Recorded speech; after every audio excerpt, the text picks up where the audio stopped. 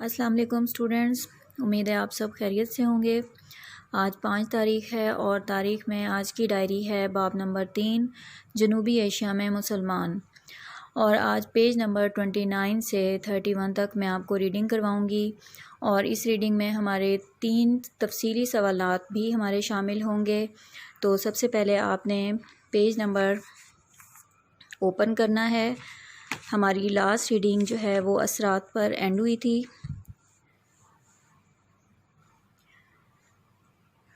یہاں سے ہم نے سٹارٹ کرنا ہے۔ سلطان محمود غزنوی کا عہد حکومت۔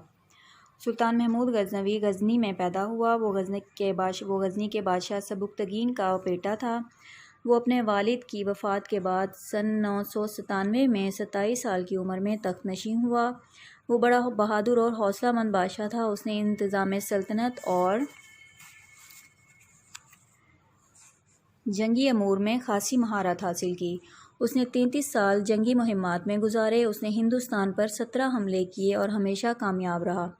سومناتھ ہندوؤں کا مشہور اور مقدس مندر تھا۔ ہندوؤں کا عقیدہ تھا کہ سومناتھ پر حملہ کرنے والا خود تباہ و برباد ہو جائے گا۔ جب محمود غزنوی کو اس بات کا علم ہوا تو اس نے سومناتھ پر حملہ کیا اور اسے فتح کر لیا۔ اس مندر میں بے شمار دولت موجود تھی۔ دیوتاؤں کی مورتیوں پر ہیرے جواہرات اور سونے چاندی کے زیورات جڑے تھے۔ شمالی ہندوستان کے کئی راجے اس مندر کو بچانے کے لیے بڑی فوج لے کر آئے لیکن ناکام ہوئے۔ پجاریوں نے سلطان کو بڑی تعداد میں جواہرات اور مال و دولت پیش کیا تاکہ سومناتھ کے بت کو نہ توڑا جائے، مگر سلطان نے جواب دیا، میں بت شکن ہوں، بت فروش نہیں۔ سلطان محمود کے برسر اقتدار آنے کے بعد غزنوی سلطنت میں خوب وسعت پیدا ہوئی۔ اس نے ملتان، ترکستان اور وسط ایشیا کی مہمات میں فتح حاصل کی۔ پنجاب کے ہندو راجا جے پال نے محمود غزنوی کی تخت نشینی کے وقت غزنی پر حملہ کر دیا۔ محمود اسے سخت سزا دینا چاہتا تھا لیکن اس نے پنجاب پر حملہ کر دیا۔ دونوں فوجوں کے درمیان زبردست جنگ ہوئی۔ محمود نے جے پال کو عبرت ناک شکست دی۔ جے پال کے مرنے کے بعد اس کا بیٹا اننت پال بہت سے ہندو راجاؤں کو ساتھ ملا کر 3 لاکھ فوج لے کر محمود غزنوی کے مقابلے میں آیا لیکن شکست کھائی۔ اب آپ نے کیا کرنا ہے کہ پیج نمبر 28 پر دیکھیں گے سلطان محمود غزنوی کا عہد حکومت جہاں پر لکھا ہے وہاں پر آپ لکھیں گے LQ2، یعنی کہ یہ ہمارا لانگ کویشچن نمبر 2 ہے۔ اور لانگ کویشچن نمبر 2 ہمارا کون سا ہے؟ سلطان محمود غزنوی کے برصغیر پر حملوں کے بارے میں تحریر کریں۔ یہاں سے ہمارا یہ لانگ کویشچن ہمارا تفصیلی سوال نمبر 2 ہمارا سٹارٹ ہو رہا ہے، اور ہمارا پیج نمبر 29 پر ہمارا یہاں پر ختم ہو رہا ہے، لیکن شکست کھائی یہاں پر آپ نے نشان لگا لینا ہے۔ LQ2 یہاں پر آپ نے پینسل سے لکھ لینا ہے۔ اس کے بعد ہے محمود کے دور میں علوم و فنون میں ترقی۔ سلطان محمود غزنوی علوم و فنون کا قدردان تھا۔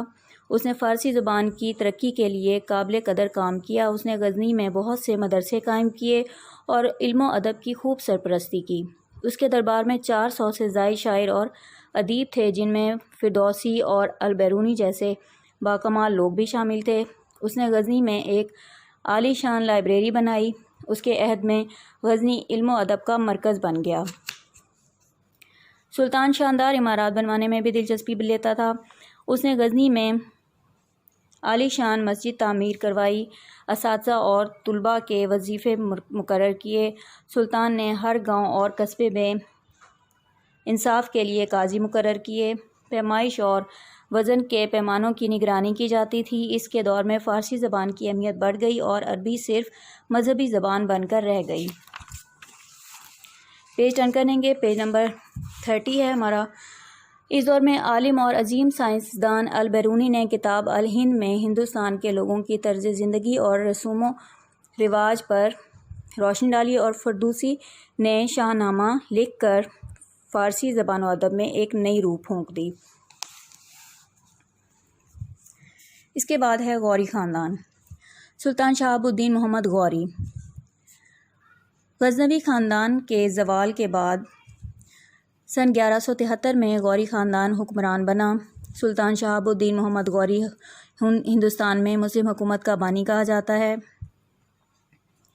محمد غوری اپنے بھائی کی وفات کے بعد سن 1203 میں تخت نشین ہوا غوری خاندان کا تعلق غور سے تھا، جو افغانستان میں غزنی اور ہرات کے درمیان ایک پہاڑی علاقہ ہے۔ اسی علاقے کی نسبت سے انہیں غوری کہا جاتا ہے۔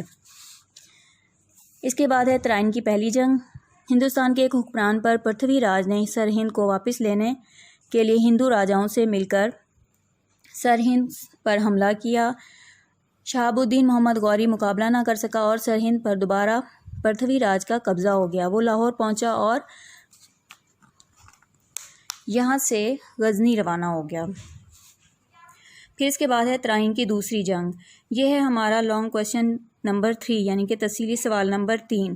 سلطان شہاب الدین محمد غوری کو ترائن کی پہلی جنگ کی شکست کا بہت افسوس تھا، چنانچہ اس نے 1 سال خوب محنت کی اور 1192 میں دوبارہ ترائن کے میدان میں اترا۔ سلطان شہاب الدین غوری نے ایک حکمت عملی کے تحت فوج کو مختلف حصوں میں تقسیم کیا اور جنگ شروع کر دی۔ شدید لڑائی کے بعد ترائن کی اس جنگ نے تاریخ کا رخ بدل دیا۔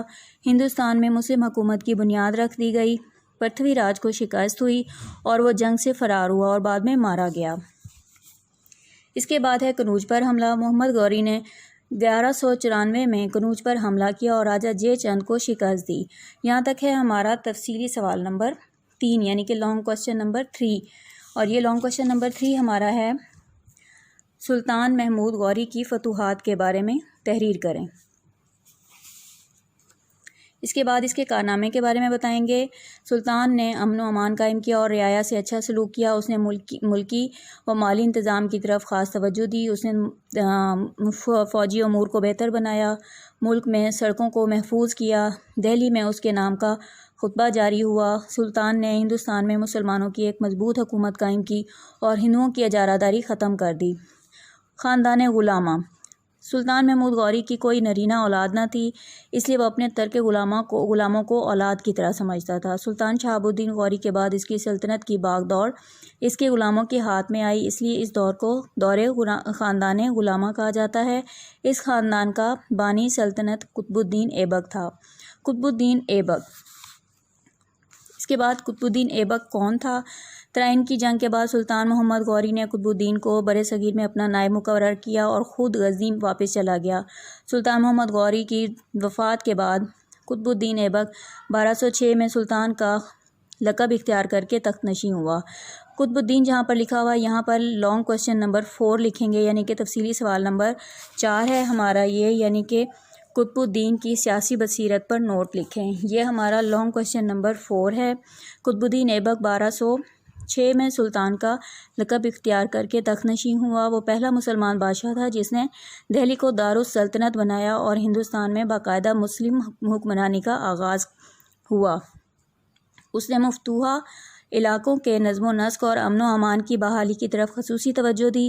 سلطان قطب الدین ایبک ایک مدبر حکمران تھا۔ اس نے ترک امراء اور فوجی سرداروں کو بلند مقام اور دولت دے کر اپنے ساتھ ملا لیا۔ اس نے طاقتور امراء سے رشتے ناطے قائم کیے۔ اس نے سندھ اور ملتان کے حکمران ناصر الدین قباچہ سے اپنی بیٹی کی شادی کر دی۔ اس نے عدل و انصاف قائم کیا۔ اس نے ہندوؤں سے بھی اچھا سلوک کیا۔ اس نے تمام ناجائز اور غیر شرعی ٹیکس ختم کر دیے۔ یہاں تک ہے ہمارا تفصیلی سوال نمبر 4۔ پیج نمبر 31 پر ہمارا تفصیلی سوال نمبر 4 ختم ہو رہا ہے۔ اس کو آپ نے بہت ہی اچھے طریقے سے آپ نے اس کا نشان لگانا ہے تاکہ جب آپ تفصیلی سوال نمبر یاد کرنے لگیں تو آپ کو پریشانی کا سامنا نہ کرنا پڑے۔